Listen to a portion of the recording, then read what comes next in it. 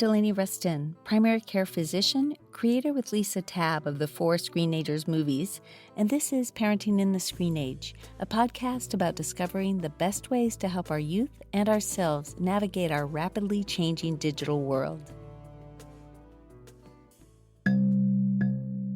Today's episode tells the heartbreaking story of 14-year-old Alexander Neville, who died after taking a pill he believed was OxyContin, but instead it was a counterfeit pill and was laced with fentanyl.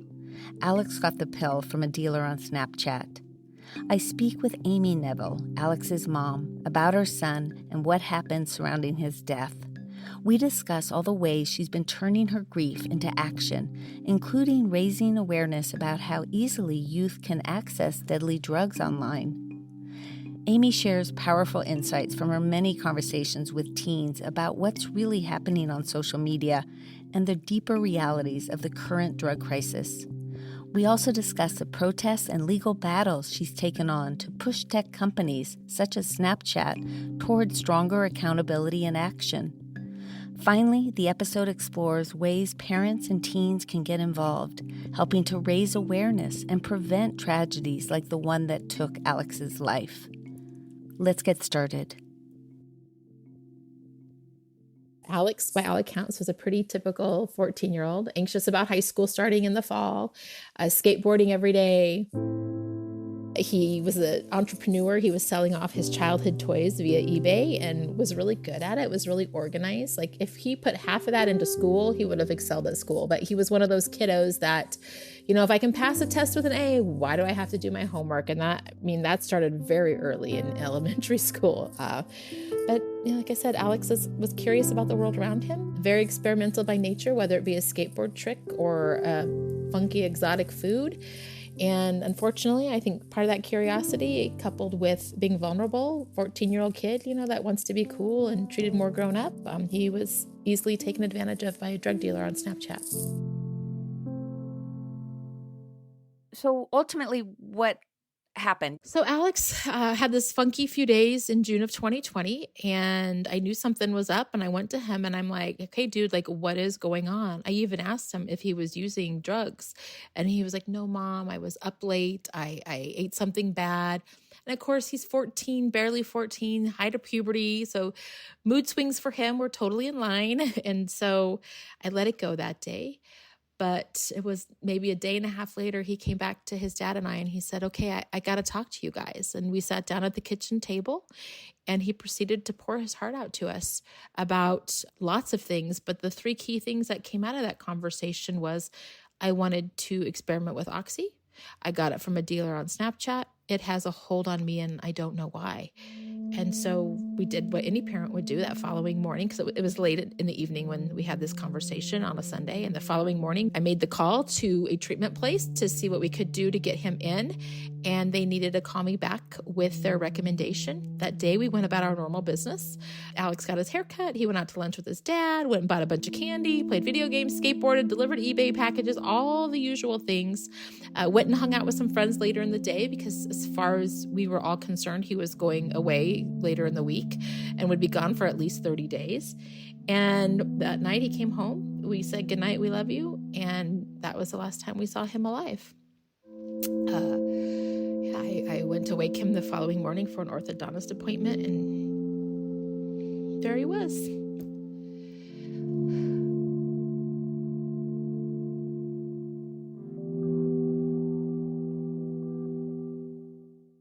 Death blindsided us. Like the thought of him dying just never even occurred to me. Like I can't even, it still blows my mind some days that like, I can't believe we're living this, but we didn't know about fentanyl. I mean, that was the day we learned about fentanyl. And that was the day that we learned that social media was much more than sexual predators and bullies. Yes. Yeah. Gosh, I cannot just put into words the response. So when that all happened and you went, just the guttural pain of it all, what did you end up doing kind of besides just trying to cope and deal with his death? How did it turn at some point into activism and advocacy?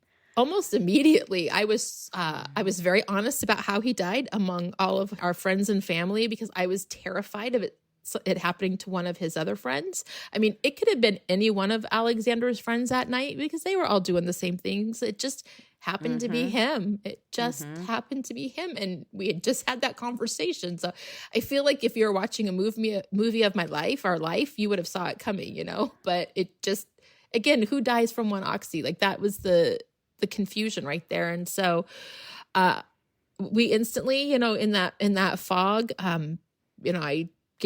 we all gave ourselves permission at home to like do nothing for a little bit. And then in that time, I started to learn more about these things. And I started to, like, at first we thought it was just a weird one-off thing that happened in our house, right? Like we were just victims of unfortunate circumstances, like the perfect storm, but came to quickly realize that like this is a thing. This is happening all over the country. Parents are waking up and finding their kids dead in their bedrooms. And the first time I spoke out was at Alex's funeral.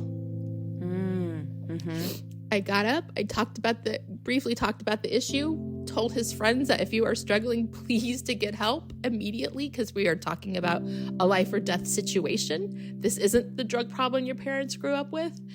And that was it. It was, from there I started talking to experts, and again, learning from high-level people, doctors, lawyers, law enforcement, you name it, I was talking to them. But at the end of that, something was still missing, and that was the teen voice, that teen perspective. And starting November of 2020, I talk to teens all the time. I have regular listening sessions with young people. And so all the work that we do through the foundation is youth-informed because they are on the front lines of this. We're trying to guide them through their teenage years without the lived experience that they're having. And so, like, I always tell them, like, I need you to help me help you. And so that's really how it's gone so far. When you started really talking with the teens, do you remember any initial kind of either surprises or just the strong messages that immediately came out? I do. Couple of things right out of the gate. One was we're being told to just say no, but we don't even really know what we're saying no to. Meaning? The drugs, whatever, just say no to using drugs. Okay, well, what exactly does saying no mean? What exactly am I saying no to? Because we still weren't getting into the nitty gritty of it with young people. Another kiddo, I will never forget, it was that first listening session. And he says to me, just don't bullshit me. And that is a recurring theme over and over again. These kids just want us to tell them the truth, no matter how hard it is, and they can handle it. I see it all the time. And so those were some big ones. And the other thing too, is that kiddos aren't just partying. They're not just using drugs with friends. They're self-medicating. They're having anxiety, whatever it is, and they're putting those symptoms into the internet, and WebMD or any search engine will spit out a diagnosis and possible treatment. And part of that treatment is medications. And so they think they can go get these medications to help them. And when I ask them, like, well, why don't you go to your trusted adult? And it's, well, I don't want to disappoint them. So that's a hard one. And so they also think, it's a medicine. These drug dealers are advertising them as legit medications when they're counterfeit, right? Made with fentanyl. And so they think it seems safer because people we know and love stay alive because of real medications, right? And so it doesn't seem as dangerous or risky to take what is perceived as a legit medication. And we should say to listeners what we mean by OxyContin and fentanyl and why dealers are putting fentanyl into the pills. So we're talking about illicit fentanyl, right? And so the reason that these drug dealers use illicit fentanyl is because it's so readily available, number one. Number two, it's super duper cheap to counterfeit these drugs with this. And because they don't have to do it the old-fashioned way where they grow poppies and hope the harvest is good and the season is right and the DEA doesn't burn down their crops. Like that whole supply chain doesn't have to exist anymore. They just get the precursors and they're able to make it. And the other question that kind of comes up in that same realm is like, well, why would drug dealers want to kill their customer? And it's like, it's not that they want to kill their customer. It's just an unintended side effect. It's the cost of doing business. You, with many other parents, are out there combating the ways that kids are getting these exposure. So one is you guys have had protests, for example, outside of Snapchat. Yeah. Can you just give a little history of what you guys did and where we're at with that? So in the last few years, I've organized 4 rallies in front of the Snapchat headquarters. We do them just to keep nudging at Snapchat to do the right thing, right?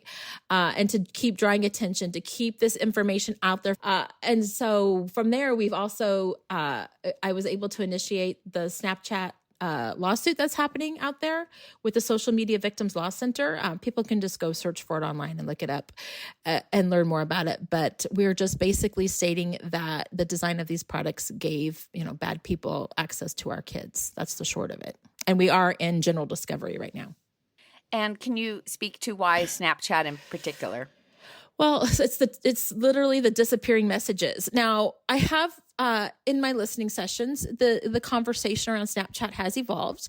Whereas, it was full on menus, drug dealers reaching out to kids. That this is coming from what the kiddos are telling me they're experiencing, to drug dealers grooming them over the course of time. Think like how a sexual predator would. Can you give some information about how things have changed by what Snapchat is doing? Has Snapchat responded with actual changes that you're seeing? So first off, I do want to say a couple things. Number one, Snap does have reporting mechanisms on there that are truly anonymous. So I encourage anyone and everyone to use them. And like I tell the kiddos, like, you might say something that it's not bothering you, but it's troublesome. If you report that and it gets removed, you could be helping somebody else you don't even know. If you see something, say something, please report it on those apps. They do have a parent center that they came out with, but this parent center requires you now to get a Snapchat account, which pains me to even tell you that, because now you're revenue for them, right? Now you're just another user on their platform that they can collect data on and sell. But it's better than nothing. What's really troubling to me, though, with Snapchat is how last year, they're trying to gaslight the American public. They came out with that ad campaign that stated that they were not social media. In fact, they're the anti-social media. I didn't see that. Oh my gosh, you need to go look it up. Oh it my is gosh. ridiculous. I mean, oh my gosh. And when I'm doing education to youth and we're talking about these things, I'll tell them that, and their faces all become distorted, and I always laugh. I'm like, I know, I feel the same way. Like, how dumb do they think we are?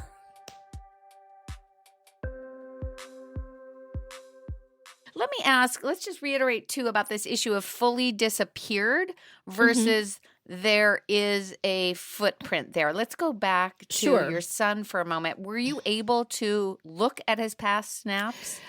We were not. Law enforcement took his phone right away that day. And unfortunately, when they gave it back to me, it's broken and I can't log into it anymore. But I'm trying not to hold a grudge. But it took Snap over a year to reply to subpoenas on this. There's actually, can I promote something else? Another media? There's an article in Rolling Stone from last summer that's called Inside Snapchat's Teen Opioid Crisis. And it kind of chronicles what happened with Alexander and Snapchat, where basically at the year mark, they actually removed this guy's accounts and ruined the investigation. So if anybody wants to really go deep into that, that's something to do. So we never got anything from Snapchat. They kicked back the subpoenas like 3 times, saying something was wrong with it and they couldn't comply with it. And what guy? So they had identified a person who had sold it, but So 2 months after Alex died, one of his friends was having a really hard time. And so we went out to lunch and I asked them, I said, hey, do you happen to know where he got it? And they went right to their Snapchat and gave me the guy's information. 2 months later, I get a message on Facebook from a woman who says, hey, are you this person? I'm like, yeah. She's like, I've got something to show you. It's pictures of her son's Snapchat account of this drug dealer talking about my son. Her son died 2 weeks after Alex. And from those snaps, I learned that a kid died in this drug dealer's apartment 2 weeks before Alex. And then there's another kid that died because this drug dealer supplied the other dealer with the drugs that killed this kid. Did he eventually go into custody? Did they find him? Oh, they found him, but he got arrested on gun charges and then was let out 9 months later, but nothing on these cases. And why is that? Because there's no evidence, because it's all disappeared. And then the subpoenas, meaning you were asking Snapchat to find the communication strings, but they actually do say, look, we purposely do not keep a record. Like maybe it's a 24-hour thing that they keep the messages. Yeah, Can you explain that? That's supposedly accurate, but it's interestingly enough, some families have been able to get information. So to say whether it does disappear, because it's supposed to be end-to-end encrypted, no one's supposed to be able to ever see that stuff, right? It has come up in some instances, but in our case, a whole year, almost year later, nothing's left. It's all gone. Big picture, do we think that you said this awful number of what's happening? Have things gotten a little bit better in terms of access to substances on Snapchat, or we think it's worse, or it's just the same, or it's really, obviously it's a super hard data to collect, but what is your sense? Well, you say it's super hard data to collect, but I believe Snapchat knows the real number. I mean, they have the power in which to do that, but they say they don't have for whatever reason that I'll never understand, is that for some reason they can't. And then the other thing too is they're allowed to self-report, right? There's no third party checking them out and saying that what they're actually doing is true. These drug dealers are always however many steps ahead, right? So you can misspell the words, you do a certain combination of emojis, and it's going to get you to where you want to go. Our kids our drug dealers getting access to our kids like they used to? I don't know. Are drug menus coming up as prevalent as they used to? I don't know, but they are still coming up. I have people who I ask every now and then, hey, can you find me a drug menu on Snapchat? Not even, okay, yeah, give me some, as soon as I can, I'll look. And then I get a recent one. So it's still very much a thing. There have been recent deaths. So as far as I'm concerned, it's still not enough. Yeah. Especially when they make these little tweaks, right? These, what I refer to as Band-Aid fixes when we need major surgery. We've got some great legislation out there. The Senate version of the Kids Online Safety Act, the Cooper Davis Devin Noring Act, great pieces of legislation that can protect people and help people. They say they support them. I say, okay, show us by implementing it now. You do not need an act of Congress to do the right thing. Right. Then there's all this behind the scene money happening through lobbying that is very often the opposite. So that is really concerning. Oh, yeah. I mean, they all pay into Net Choice to do whatever Net Choice does. They all pay into these lobbyists. It's really kind of unbelievable that there has not been any really meaty regulation laws passed since 1996, really. Yeah. Communications Decency Act, by which really gave these companies immunity to being sued. We had a meeting with them of spring of 2021. And in that meeting, I'm summarizing here, they said, so sorry for your loss. We had no idea this was such a problem. You can see in the media, in the news, that Snap is getting warned in 2017 saying, you have a drug problem on your platform, and if you don't get a handle on it, it's going to get out of control. And here we are, the fallout from that.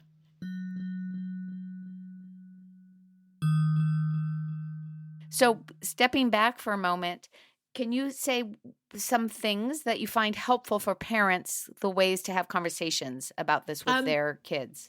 Well, the first thing that we have to do is let go of what we believe, right? So for firmly held beliefs that our child will never do this. Because you never know when the timing is right and your child might do something you never think they're going to do. So we have to let that go.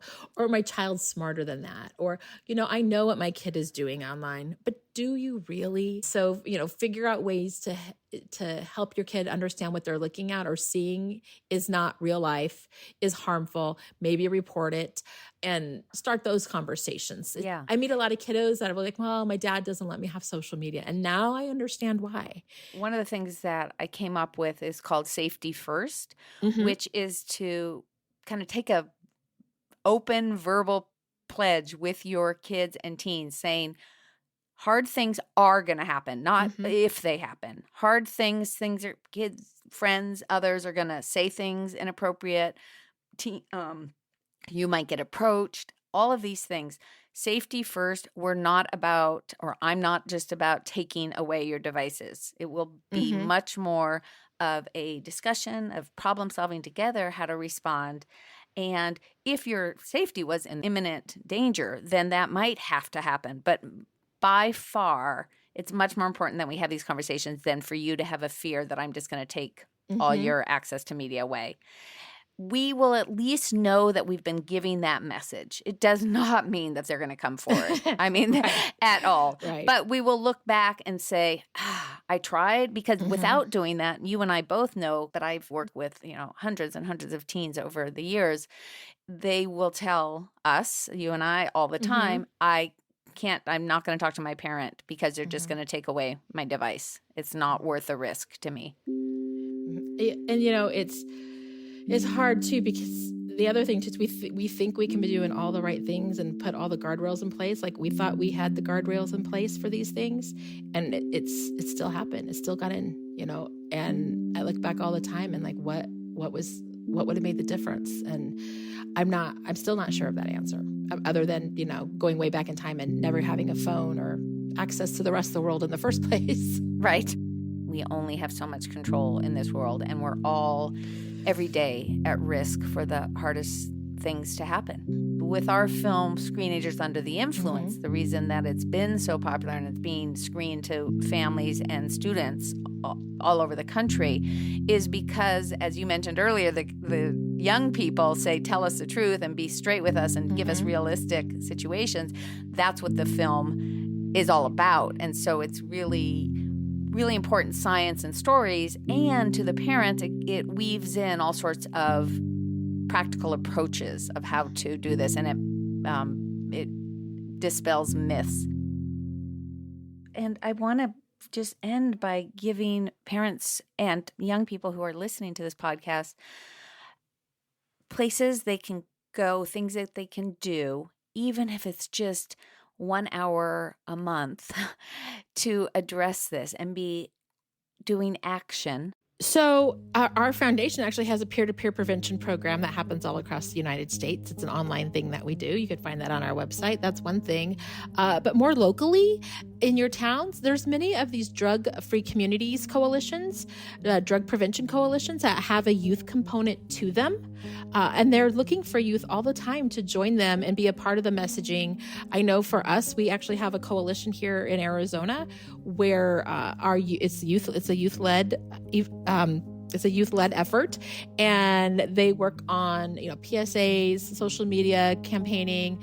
We take them to a conference called the CADCA every year so they can learn more and get involved with these issues on a deeper level, and they get to be a part of making their community a better place among their peers. And so I think that is one of the most powerful vehicles out there. People are living with a lot of anxiousness around all this, and they don't realize that can be wonderful fuel to become active and do something. We need critical mass, and that's going to take the general public. Yeah. And I want to add, a lot of the work that we do at Screenagers is the idea of a vulnerable village. There's such a myth that families should stay in their silo and not get involved. But let's say your teen knows somebody that they're a little worried about. How do we mobilize to gingerly help and reach to other parents? How can people find your work, Amy? So you can go to alexandernevillefoundation.org and then reach out to me, amy@anfhelp.org. I'm always happy to connect and help and do whatever I can to help in these situations. I can't thank you enough. Thank you. Thanks for having me. I'm grateful for these opportunities.